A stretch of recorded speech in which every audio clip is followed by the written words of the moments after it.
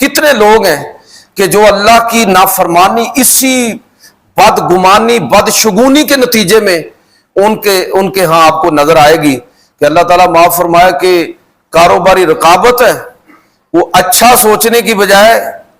ایسی ایسی چیزیں سوچی ہیں، اللہ پر وہ ایمان یقین کے ساتھ وہ حاصل نہیں ہے،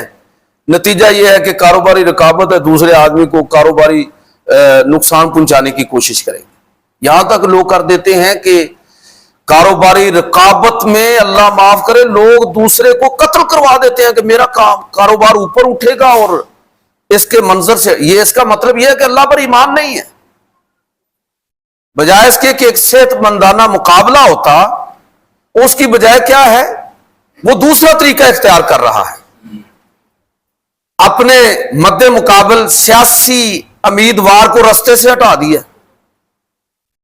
اس کا مطلب یہ ہے کہ اس کے ذہن میں یہ ہے کہ اگر اس کو ہٹا دوں گا تو بس میرے لیے اب سارے دروازے کھل گئے، نہیں جانتا کہ اللہ کے ہاں کیا لکھا ہوا ہے